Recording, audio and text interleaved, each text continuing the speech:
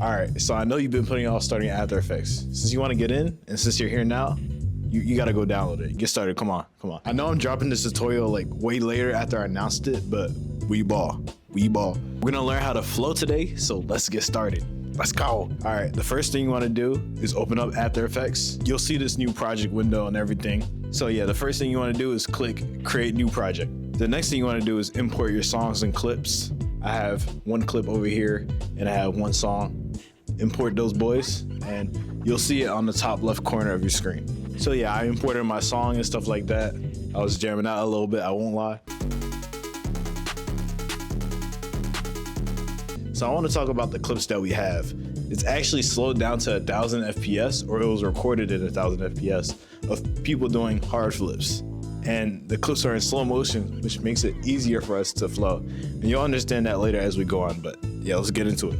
So the next thing you want to do is just drag your music into the timeline or into the composition, and we're gonna mark some beats off. So we're gonna look at the waveform and we're gonna double press L on the audio layer. So double click L twice and you'll see the waveforms pop up. For this song, I wanted to add beats to the 808s. So if you wanna add markers, you wanna make sure you assign it to a shortcut. So for me, I had it key binded to the key J, and then I went to edit and then keyboard shortcuts. And then you wanna search up add layer marker. And once you find add layer marker, you wanna double press, double click, and then press the key that you like. So yeah, I basically marked off the beats.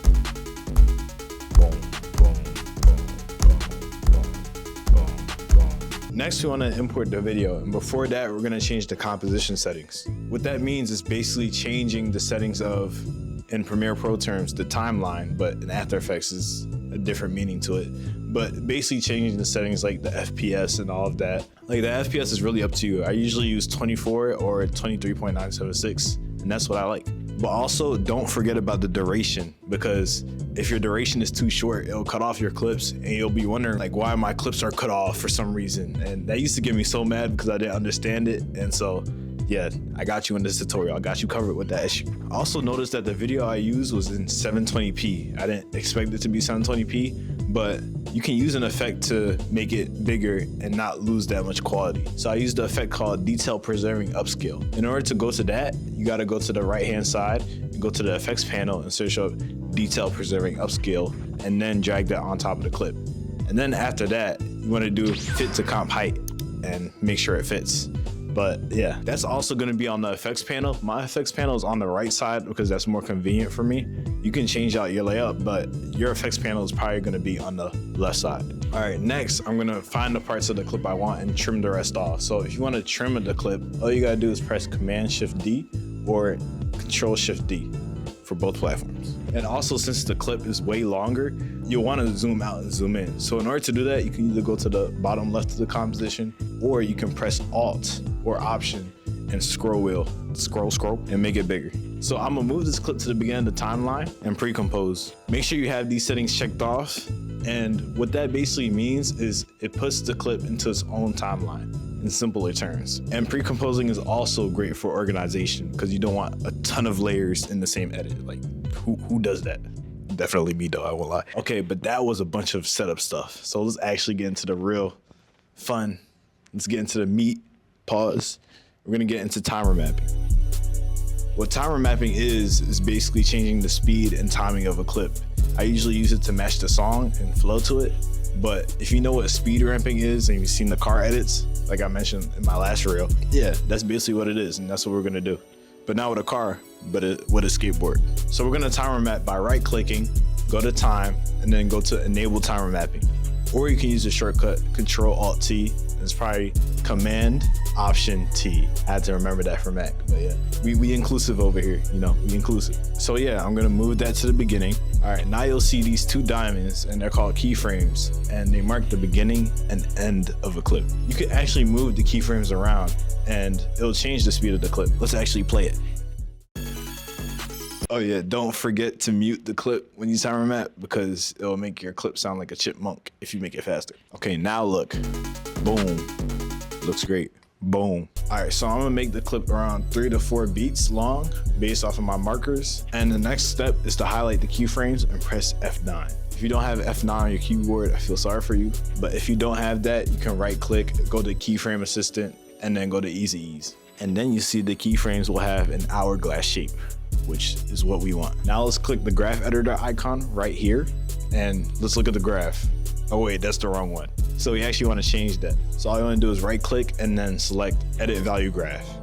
And then boom, we have the beautiful value graph. That thing is so beautiful. Look at it. Look at it. It's beautiful. So let's break this down in simple terms. We're actually gonna go back to math class. Oh my God. Don't get mad at me. I know y'all just finished school or whatever, but don't get mad at me. Don't you want this edit? Stop complaining. Let me show you. Me when I see math. So let's go back to algebra.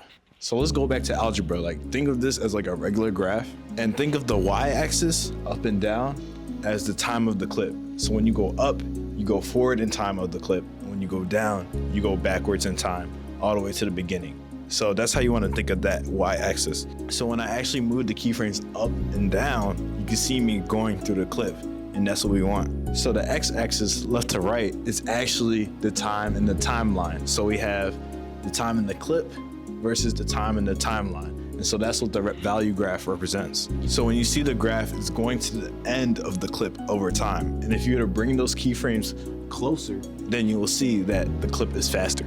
So with that in mind, let's tweak the graphs. So we can move the yellow handles to change the shape of the graph, and I'm gonna tweak it to sound like this. To make it more simple, let's look at it like this. The steeper the graph is at a certain point in time, that shows how fast the clip will be. And if the graph is flatter at a certain point, that's how the clip is gonna go slower at that point in time. So steeper equals fast and flatter equals slow. And that's how you wanna go. Bars. I mean, if you think about it, it's basically like the slope in math, you know.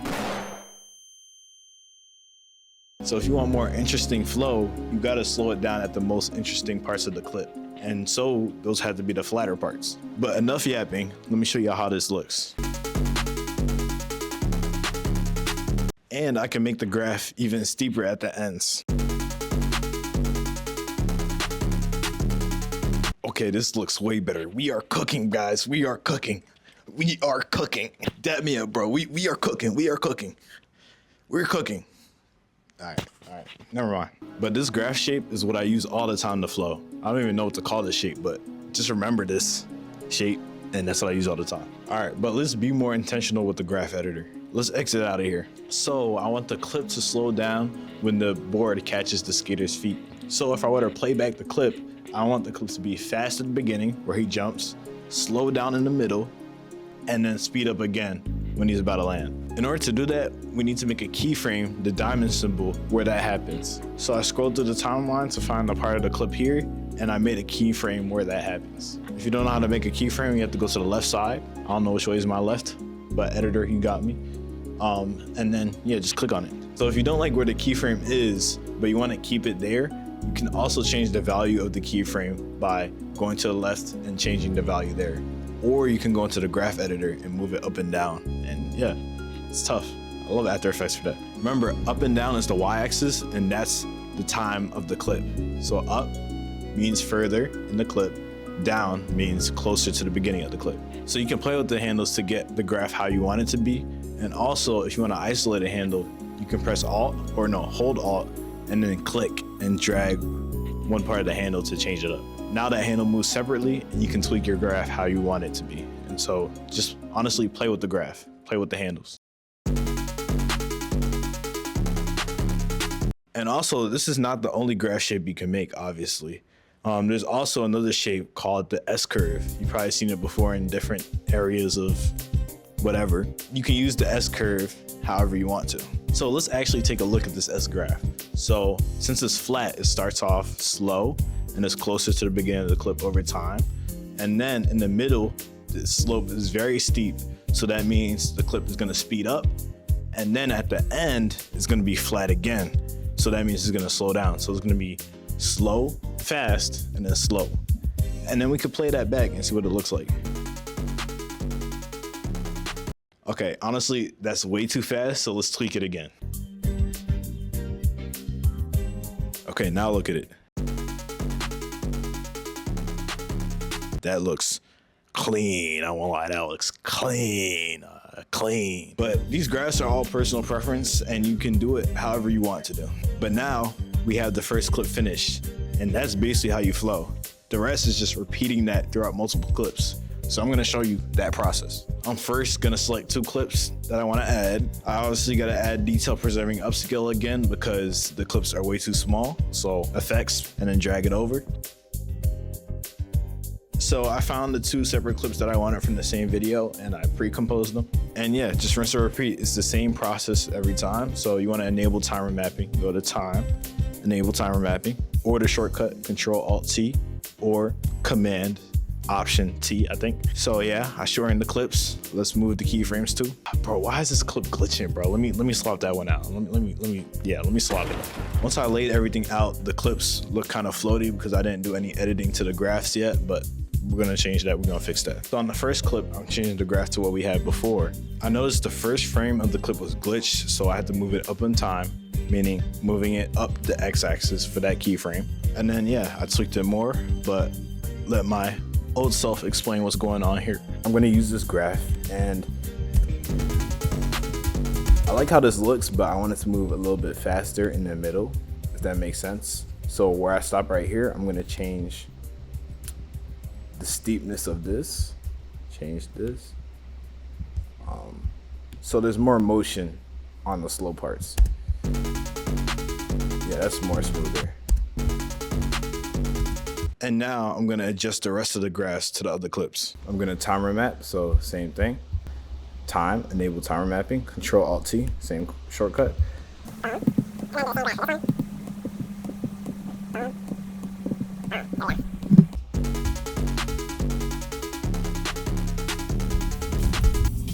So that looks good, but I think I could definitely shorten these clips.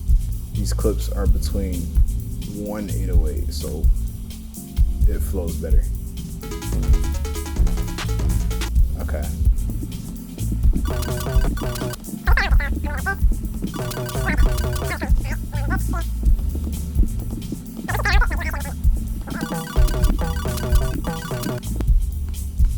So we got something like this. Low-key, I want to add some more clips. So I'm gonna add an additional clip. Let's get this section of the clip. If you want to be able to do this, all you gotta do is double click here and then set in and out points and then just drag it in, or you can press this button.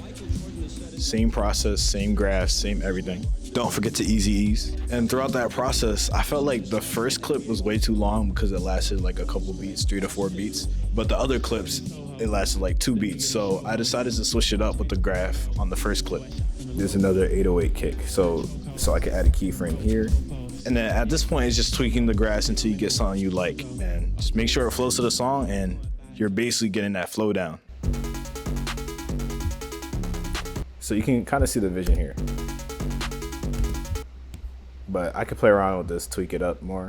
But when you finish that, you basically have your flow. At the end, you can add some effects, spice it up, but you got the main bulk of it. Like, if you get this tutorial down, you're a GOAT. This is not easy, but you got that, you got that. So like I added a shake and I added a wave warp effect that was like 1 frame and I played around with that. That was fun. It's barely noticeable if you don't slow it down, but it enhances the edit without even you realizing it.